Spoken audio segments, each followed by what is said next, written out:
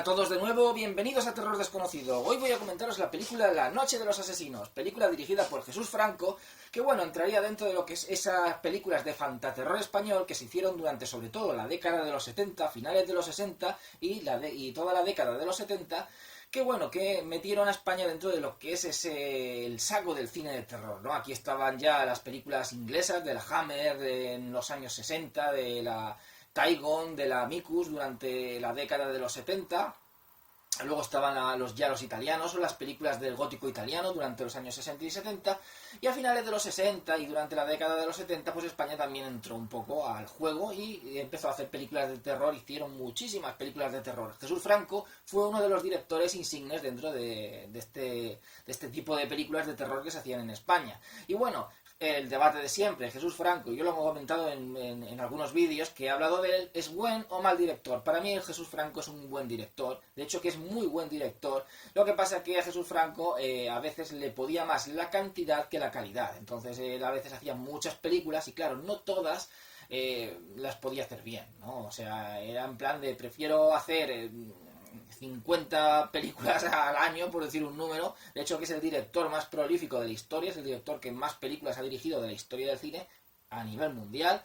Entonces prefería hacer más películas, aunque fueran de menos calidad, que hacer menos películas y cuidar más los detalles. Pero cuando hacía películas y se trabajaba lo que es la película, se nota que el tipo dirige muy bien. Y eso se puede ver en Gritos en la Noche, que la tengo comentada en el canal, en su versión que hizo del Conde Drácula con Christopher Lee, en Miss Muerte, en Los Depredadores de la Noche, también comentada en el canal. Se pueden ver en varias de sus películas, y esta es una de ellas, La Noche de los Asesinos.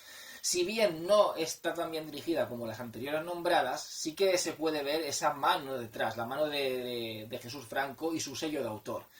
La película comienza con una especie como de prólogo de los asesinatos que vamos a ver después. Es decir, vamos a ver una serie de asesinatos en esta película y se ve como una especie de prólogo en la que demuestra esos asesinatos. Está basada en una novela de Edgar Allan Poe llamada El gato y el canario, pero basada muy libremente, un poco lo que hacía Roger Corman con las novelas de Edgar Allan Poe. Pues bueno, pues Jesús Franco también hizo aquí su versión, pero muy a su aire. Vemos al principio de la película en una noche de tormenta, la ambientación y la atmósfera, para comenzar, la ambientación y la atmósfera es muy buena. Aquí vemos muchas noches de tormenta, se juega mucho con los claroscuros, con lugares en la oscuridad y lugares alumbrados, o sea, lugares con luz y lugares con sombra, lugares en la oscuridad. Se ve, por ejemplo, un pasillo en una de las casas, como cuando hay un relámpago de lo que es de esa tormenta, como se alumbra, ¿no? Y de repente se apaga. Vemos como vamos viendo como a lo mejor alguien pasa por el pasillo ese y vamos viendo cómo se va alumbrando solamente por los destellos, por la luz de los relámpagos, y luego queda en total oscuridad.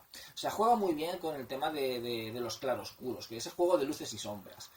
Hay, por supuesto, muchos zooms, como era habitual en la época. Hay muchos primeros planos.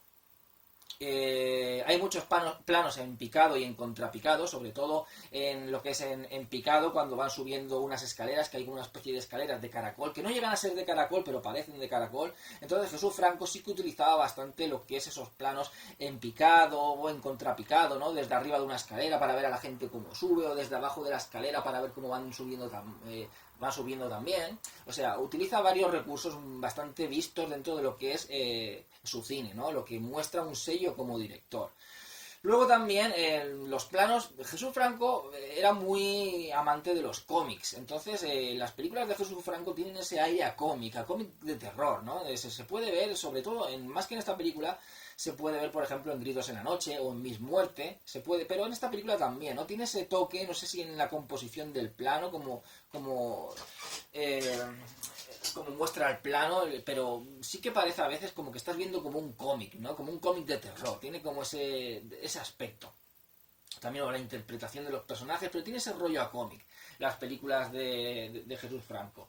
Y bueno, aquí vemos como hay un tipo que está leyendo, tiene un libro, está leyendo lo que es un fragmento del Apocalipsis, en el cual se dice que seremos quemados por el fuego que nos quemará. Habla de los 4 elementos, ¿no? Que va a arrasar al ser humano. El fuego que nos quemará, la tierra para enterrarnos, creo que era fuego para quemarnos, como en plan como castigo, ¿no? Tierra para enterrarnos, agua para ahogarnos y vendaval para arrasarnos. Era algo así, ¿no? Entonces hay un tipo que está leyendo ese fragmento y de repente es como que se escucha un ruido, ¿no?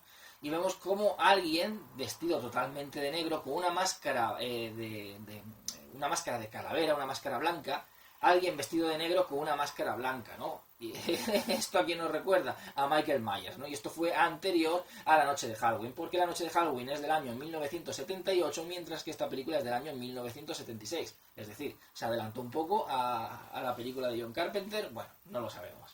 El caso es que este tipo enmascarado pues coge a este hombre que está leyendo ese libro, lo esposa y lo entierra vivo.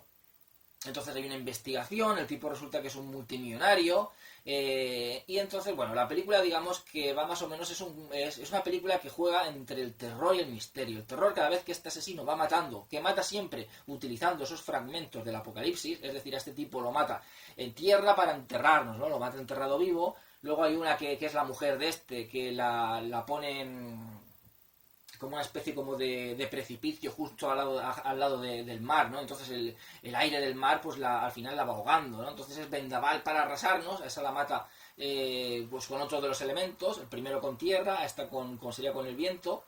Luego agua para ahogarnos, a otro lo mataría con agua y fuego para quemarnos, y a otro lo mataría con fuego, ¿no? Va matando digamos, a esos miembros de esa familia, de la familia de este millonario, con esos elementos que son nombrados en ese... digamos en el apocalipsis, por eso en ese fragmento del apocalipsis. Y bueno, pues tiene toda esa parte de terror, que es cuando ataca a este asesino, pero tiene una parte de investigación, tiene esa parte de que hay sospechosos, ¿no? Porque digamos que hay como una especie de juego de herencias, ¿no? De que ha muerto este millonario, entonces hay como dos testamentos, un testamento de si muero de forma natural, que se abra este testamento, este sobre con el testamento, pero si muero de forma que me han asesinado, que se abra este otro sobre con otro testamento. Luego aparece otro testamento por ahí. En fin, es una película muy misteriosa, hay mucha investigación sobre cuál a lo mejor o quién, porque los sospechosos son los herederos, ¿no? El tipo tiene una familia muy grande, de hecho que aparecen luego familiares nuevos que no se sabía de ellos desde hace años, como un primo que aparece que no se sabía de él desde hace años, aparece un hijo que tenía, que reconoció, un hijo que tuvo fuera del matrimonio, pero que al final lo reconoció, que está interpretado por Antonio Mayans. Luego también resulta que tiene una hija ilegítima, que está interpretada por Lina Romay, que la tuvo con una criada negra. Entonces la tiene ahí como sirviendo y está reconocida, pero no reconocida legalmente. Es decir, todo el mundo sabe que es su hija, pero no está reconocida como hija suya. La tiene ahí como de sirvienta. De hecho, que el tipo la maltrataba y la madrastra pues la maltrataba también.